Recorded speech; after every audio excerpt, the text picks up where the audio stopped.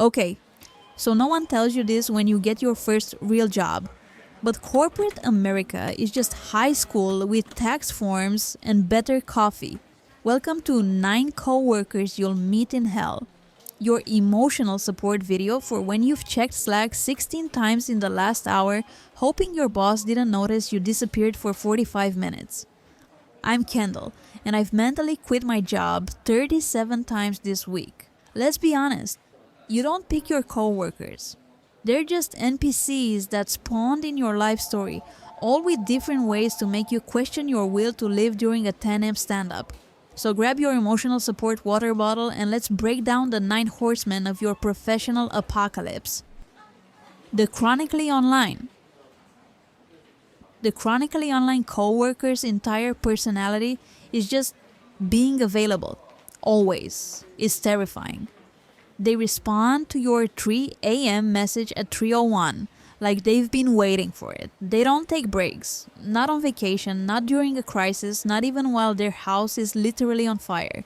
They're still reacting with emojis in the team chat while the smoke alarm's going off. You'll get a quick question text from them on Christmas Day and a following up email during your grandmother's funeral.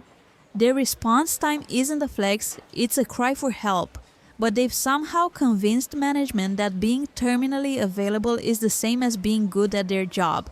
And now the rest of us are expected to reply to emails on Saturday because Taylor always does.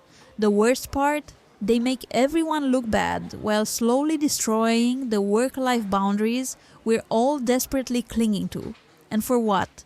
To be the first to react with the fire emoji on the CEO's announcement they need to touch grass. Or therapy, or both. The main character.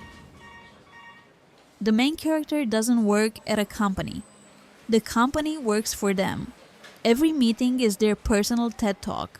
Every email thread is their autobiography. Every team win is their individual accomplishment. They say things like, "When I was at Google," even though they had a 3-month internship there in 2018.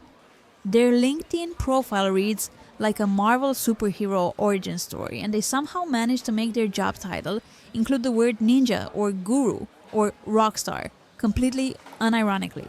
Their camera is always on during Zoom calls, perfectly lit, with a bookshelf background that was 100% staged for maximum I read business books energy. The main character doesn't network, they curate their professional ecosystem. They don't have ideas, they have disruptive visions. They don't get a promotion. They level up their career trajectory. And God help you if you don't like their posts. They notice. They always notice. The reply all terrorist. The reply all terrorist wields the reply all button like a weapon of mass destruction. They hit reply all to say thanks to a company-wide email about the bathroom being cleaned. They hit reply all to let everyone know they're out of office next Tuesday. They hit reply all to passive-aggressively remind 367 people that someone took their yogurt from the communal fridge. And the worst crime, they hit reply all to simply say unsubscribe to the thread, creating the very traffic they're trying to escape. Your inbox isn't the chat room, Karen. It's not Snapchat. It's not a YouTube comment section. It's my professional inbox that I'm trying to keep at under 3,000 unread messages. Somewhere right now, an IT admin is creating a special circle of hell just for reply all terrorists. And guess what? That announcement will be sent to the entire company, and someone will reply all to it. The calendar colonizer. The calendar colonizer doesn't see your workday as yours. It's just unclaimed territory waiting to be conquered with back-to-back meetings. They schedule over lunch hours. They book 30-minute meetings that could be 2-sentence emails. They create recurring meetings that never ever end, like a TV show that should have been cancelled 5 seasons ago but keeps getting renewed. My personal favorite? When they schedule a quick sync at 4:55 p.m. on a Friday, because that was the only time they had available. Yeah, there's a reason for that, Brad. The calendar colonizer's favorite phrases include, "Let's find time," I've taken the liberty of scheduling. Can we hop on a quick call? There's nothing quick about it, Jessica, nothing. They view your calendar blocks for focused work as suggestions.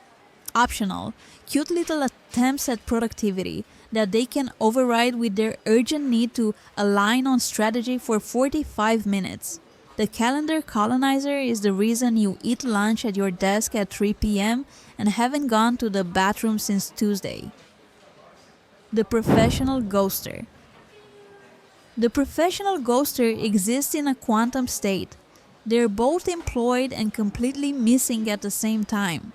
Their Slack status is perpetually green, but they haven't responded to a direct message since the pandemic began. You've never seen their face on Zoom. It's always camera issues, or just a black box with their initials. They were introduced in your onboarding 3 years ago, and since then, they've become a workplace scripted. Sometimes, late at night, you'll see their cursor moving in a shared document. That's the only proof they still exist. The professional ghoster somehow meets their deadlines, always at the last possible second and with zero communication beforehand. Their work shows up like magic, and then they disappear back into the corporate void. You've started to wonder if they're actually an AI or if they've outsourced their entire job to someone else. Either way, their absence has become a presence of its own.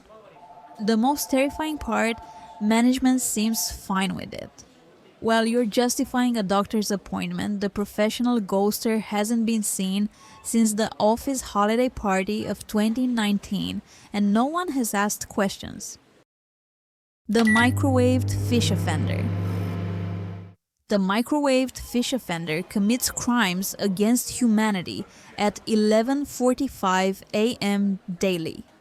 Their lunch choices violate the Geneva Convention. Their Tupperware contains horrors that would make H.P. Lovecraft retire from writing. It's not just fish. It's fish with extra pungent sides. It's curries that could strip paint. It's last night's Brussels sprouts reheated to maximum stain potential. And they're completely oblivious to the war zone they've created in the break room.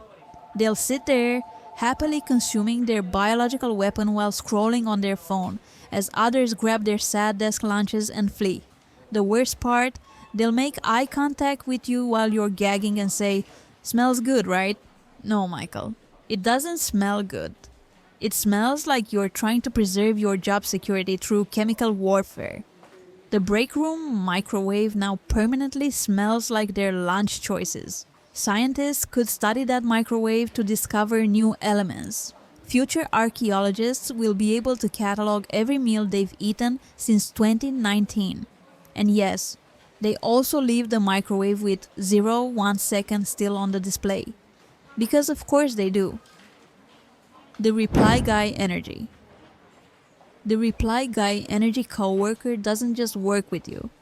They've made it their mission to correct, mansplain, or, well, actually, everything you say. Their natural habitat is the thread you started. Their mating call is not to play devil's advocate, but their diet consists entirely of your unfinished thoughts and interrupted presentations. They restate your ideas louder and get credit for them. They send you articles about basic concepts you already understand. They explain your own job to you in meetings. When you share a success, they say, "That's interesting," in a tone that suggests it's neither interesting nor impressive. When you report a problem, they immediately jump to solutions without acknowledging the issue. If you say it's raining, they'll tell you about the precise meteorological conditions that create precipitation, as if you thought water was just falling from the sky because clouds had emotions and decided today was sad. The reply guy energy coworker isn't mansplaining because you're a woman. They're equal opportunity condescenders. They'll actually anyone, including the CEO, because their need to be the smartest person in the room overrides any sense of social awareness or career self-preservation. The toxic positivity pusher. The toxic positivity pusher believes that good vibes can solve anything, including illegal labor practices and your clinical depression. Their emails contain more exclamation points than actual content. Their Slack messages are emoji war crimes. Their presentations include minion memes unironically. They respond to burnout with, "but we're like a family here." They counter budget cuts with opportunity for growth. They answer your valid workplace concerns with, "attitude is everything." The toxic positivity pusher organizes mandatory fun events after hours, then passive-aggressively notes who didn't attend. They create inspirational quote channels no one asked for. They put "live, laugh, love" in their email signature in a corporate context. When the company announces layoffs, they'll send a team message about how change is exciting. When you're drowning in work, they'll remind you to practice gratitude. Their desk looks like a Pinterest board exploded with more motivational quotes than actual work supplies. And somewhere, hidden in their Google Drive, is a folder of workplace challenges that involve raw eggs or TikTok dances. The scariest part, they're often in HR. So your complaints about toxic workplace culture go directly to the person who thinks Wine Wednesday solves systematic problems. The you. Plot twist. You are someone's nightmare coworker. Maybe it's how you chew with your mouth open during Zoom lunches. Maybe it's your mechanical keyboard that sounds like you're performing a tap dance routine with steel-toed boots. Maybe it's the way you say synergy unironically, or how you start every sentence with technically, or how you've never once refilled the coffee pot after taking the last cup. We all have our workplace crimes. Mine? I set my Slack status to "in a meeting" when I'm actually just staring at my ceiling fan contemplating my life choices. I also have 7 different "dealing with an emergency" emails saved as drafts for when I need to vanish without explanation. The truth is, work is just a collection of deeply flawed humans pretending to have their lives together for 8 hours a day, 5 days a week, in exchange for money that barely covers therapy to deal with the stress of pretending to have their lives together. We're all just doing our best impression of functional adults while secretly wondering if anyone else feels like they're drowning in a sea of meaningless jargon and pointless processes. So, the next time the reply all terrorist strikes or the microwaved fish offender commits another crime against humanity, remember, to someone else, you're the villain in their workplace story. So there you have it. The 9 co-workers you'll meet in hell, also known as Tuesday at the office. If you've made it this far and didn't recognize yourself in any of these descriptions, congratulations. You're in denial. Self-awareness is the first step to recovery. If you did see yourself, well, now you know why Karen from accounting keeps accidentally forgetting to invite you to lunch. Subscribe for more corporate trauma processing from Kendall, because nothing heals workplace wounds like watching someone else articulate your silent screams while you should be working. This has been 9 coworkers you'll meet in hell. I'm Kendall, and yes, I have officially left the meeting.